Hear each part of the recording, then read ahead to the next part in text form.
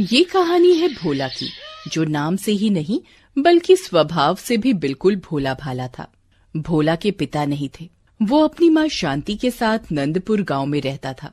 भोला की माँ शांति पूरा दिन मेहनत मजदूरी करती ताकि वो अपने और भोला के लिए 2 वक्त की रोटी जुटा सके। ऐसे ही एक दिन, भोला बेटा ये ले रोटी खा ले, फिर आराम से सो जाना। माँ, ये तुम्हारे हाथों की उंगलियों में चोट कैसे लग गई? अरे ये तो कुछ भी नहीं है, जरा सी खरोंच है, ठीक हो जाएगी। पत्थर ढोने और मजदूरी करने से शांति की हथेलियां जख्मी हो जाती थी, पर भोला कहीं घबरा न जाए इसलिए शांति उससे अपना दुख दर्द छिपा लेती थी। पर एक दिन, लाला यूं मेरा सामान घर से बाहर मत फेंको, मैं तुम्हारे आगे हाथ जोड़ती हूँ, मुझ पर दया करो। मैंने तुझे पहले ही बोल दिया था, अगर तूने इस महीने किराया देने में जरा भी देरी की तो मैं तुझे और तेरे बेटे को घर से धक्का देकर निकाल दूंगा। लाला, मैं तुम्हें अगले हफ्ते ही पैसों का इंतजाम करके किराया दे दूंगी। ऐसा मत करो लाला, मैं कहाँ जाऊंगी? क्या हुआ माँ, ये लाला हमारे घर का सामान क्यों फेंक रहा है? तुम लोगों ने पिछले 3 महीने का किराया नहीं भरा है, इसलिए सामान फेंक रहा हूँ। तो दे देंगे किराया, हम कहीं भागे नहीं जा रहे लाला।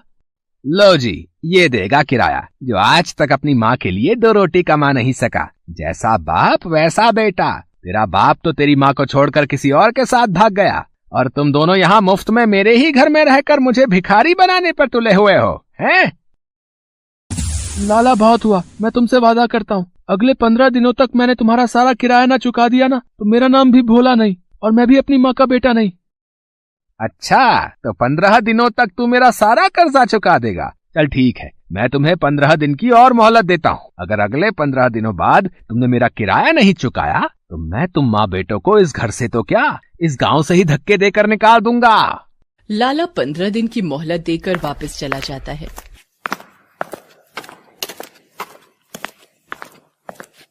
क्या करेंगे, कहाँ से लाएंगे लाला के पैसे? क्या करूं ईश्वर, कुछ समझ नहीं आ रहा। ये भोला कहाँ चला गया? भोला, ओ भोला। लगता है लाला की बातें सुनकर उसका भी मन दुखी हुआ है।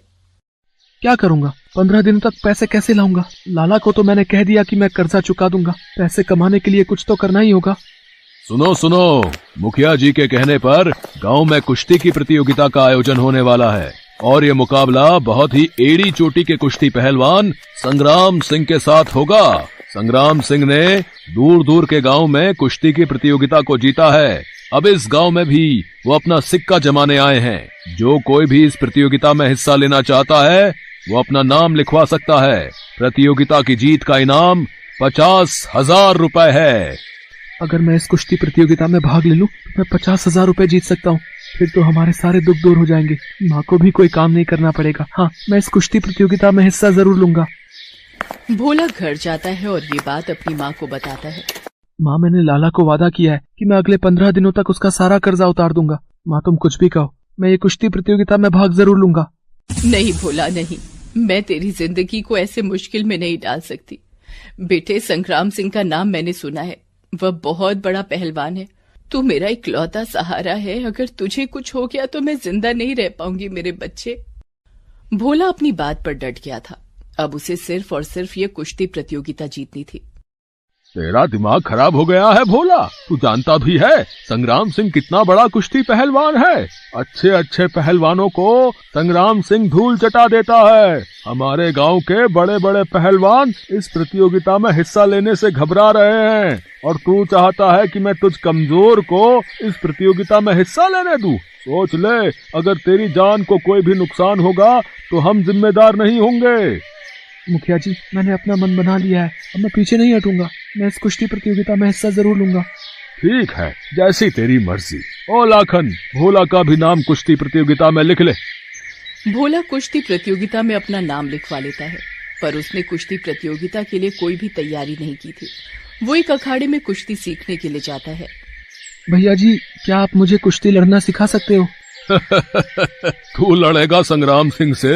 हैं? मेरे सामने तो तू ठीक से खड़ा नहीं हो पा रहा, उससे भला क्या लड़ेगा? ना भाई ना, मैं कुछ नहीं कर सकता। तुझे कुश्ती सिखाकर मुझे संग्राम सिंह से दुश्मनी थोड़ी लेनी है।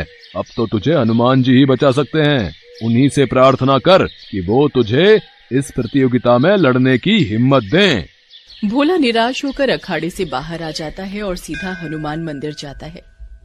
हनुमान जी, मेरी कोई भी मदद नहीं कर रहा। मुझे ये कुश्ती प्रतियोगिता जीतनी है ताकि मैं अपनी माँ के दुखों को दूर कर सकूं, नहीं तो लाला हमें घर से निकाल देगा। पंडित जी, हनुमान जी मेरी मदद करेंगे ना? हाँ बेटा, यदि सच्चे हृदय से भगवान से कुछ भी मांगा जाए तो वो अपने भक्तों की सहायता के लिए जरूर आते हैं। तुम भगवान से विनती करो, वो तुम्हारी पुकार अवश्य सुनेंगे। भोला हनुमान जी से विनती करके घर आ जाता है। भोला निराश था कि अगर हनुमान जी ने भी उसकी सहायता नहीं की तो वो इस प्रतियोगिता को कैसे जीतेगा। रात को यही सोचते हुए भोला सो जाता है। तभी उसके सपने में हनुमान जी आते हैं। भोला, तुमने मुझे याद किया, उठो, देखो मैं तुम्हारी सहायता के लिए आया हूँ और जब भी कोई सच्चे मन से मुझे याद करता है मैं दौड़ा चला आता हूँ। बोलो, तुम्हें मेरी क्या सहायता चाहिए? हनुमान जी, मैं कुश्ती प्रतियोगिता में भाग ले रहा हूँ, पर अखाड़े के मालिक ने कहा कि वो मुझे कुश्ती नहीं सिखा सकते। उन्होंने कहा कि अब आप ही मेरी सहायता कर सकते हो।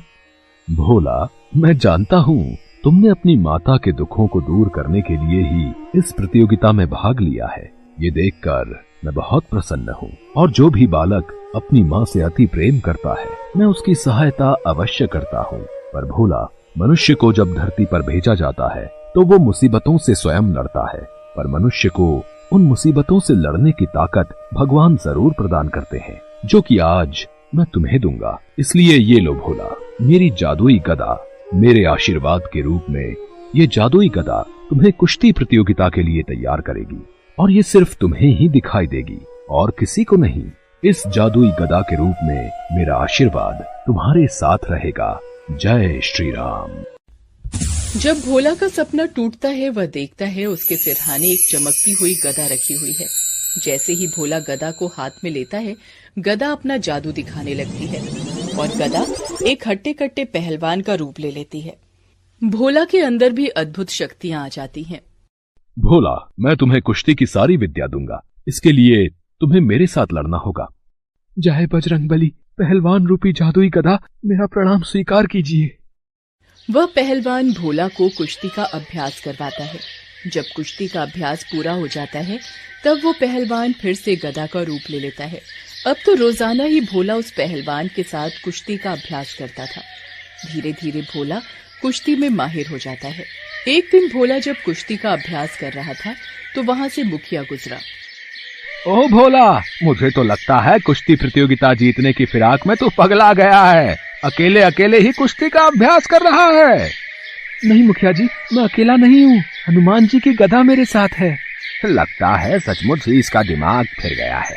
ठीक है, करता रहे अभ्यास। कल ही तो कुश्ती की प्रतियोगिता है, याद है ना? भोला अगले दिन कुश्ती की प्रतियोगिता के लिए तैयार होता है और जादुई गदा को हाथ में लेता है और वह फिर से एक पहलवान का रूप ले लेती है। भोला, मेरा काम बस यहीं तक था। अब तुम्हें आगे की लड़ाई स्वयं लड़नी है। तुम अपने लक्ष्य में सफल हो। जय बजरंगबली। जय बजरंगबली। भोला, तैयार हो गया? ये मैं तेरे लिए मंदिर का प्रसाद लाई थी। जीता रहे मेरे बच्चे, अपने लक्ष्य में कामयाब हो। भोला अपनी माँ के साथ कुश्ती प्रतियोगिता के लिए अखाड़े में पहुँचता है, जहाँ पर संग्राम सिंह पहले ही मौजूद था। ये मच्छर, ये मेरे से कुश्ती लड़ेगा। इसे तो मैं हाथों से ही मसल दूंगा। संग्राम सिंह, मैं भी हनुमान जी का शिष्य हूँ। देखता हूँ तू मुझे कैसे हरा सकता है। ये प्रतियोगिता तो मैं ही जीतूंगा। भोला को विश्वास था कि उसके साथ हनुमान जी का आशीर्वाद जुड़ा है और जब हमें ईश्वर पर संपूर्ण विश्वास होता है तो जीत हमारी ही होती है। और ऐसा ही हुआ। भोला कुश्ती में संग्राम सिंह को धूल चटा देता है। ये देखकर गांव का मुखिया और सभी लोग हैरान रह जाते हैं। संग्राम सिंह अपनी हार मान देता है। अब भोला, तूने तो कमाल कर दिया। जिस संग्राम सिंह को आसपास के गांव का कोई पहलवान नहीं हरा सका, तूने उसे हरा दिया। गांव वालों, आज की कुश्ती प्रतियोगिता की जीत का हकदार भोला है, इसलिए ये 50,000 का इनाम भी भोला को जाता है। मुखिया जी, मैंने कुछ नहीं किया, ये सब तो मेरे हनुमान जी की कृपा है। मेरे बच्चे, मेरे भोला, तूने मेरा सिर गर्व से ऊंचा कर दिया। भोला देखता है हनुमान जी उसके सामने अदृश्य रूप में मुस्कुरा रहे हैं और अपना आशीर्वाद दे रहे हैं। है।